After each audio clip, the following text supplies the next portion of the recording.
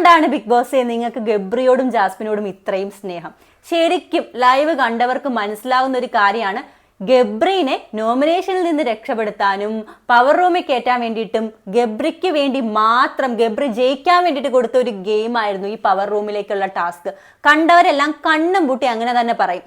Task ഇങ്ങനെയായിരുന്നു: ഒരു confused ആക്കുന്ന ഒരു സ്റ്റോറി കേൾപ്പിച്ചതിന് ശേഷം അതിൽ നിന്ന് ചോദ്യങ്ങൾ ചോദിക്കുക. 4 പേരാണ് മത്സരിച്ചത്: അബി, നന്ദന, ജിൻഡോ, പിന്നെ ബിഗ് ബോസിന്റെ ഫേവറേറ്റ് ആയിട്ടുള്ള ഗബ്രി.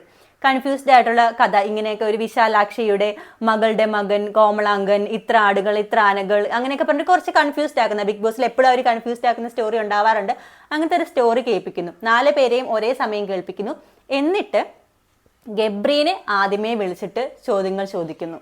ഉറപ്പായിട്ടും ആദ്യമേ പോകുന്ന വ്യക്തിക്ക് കുറച്ചധികം കാര്യങ്ങൾ ഓർത്തെടുക്കാനായിട്ട് പറ്റും.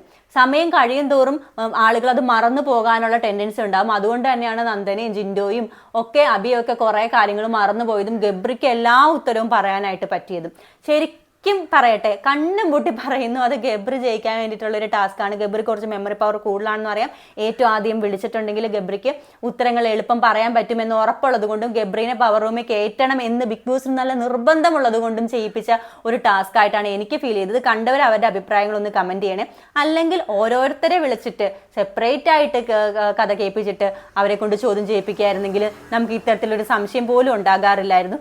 എന്താണെങ്കിലും ബിഗ് ബോസ് വിചാരിച്ച പോലെ തന്നെ ഗബ്രീനെ ഈ വീക്കും സേഫ് ആക്കിയിട്ടുണ്ട്. നോമിനേഷനിലോട്ട് ഇട്ടതായിരുന്നുമില്ല. അപ്പം ഇത് കണ്ടവരൊന്ന് അവരുടെ അഭിപ്രായം ഒന്ന് കമന്റ് ചെയ്യാനായിട്ട് മറക്കരുത്. അടുത്ത വീഡിയോ ആയിട്ട് കാണുന്നവരേക്കും ബൈ ഫ്രം വർഷ വിയോ.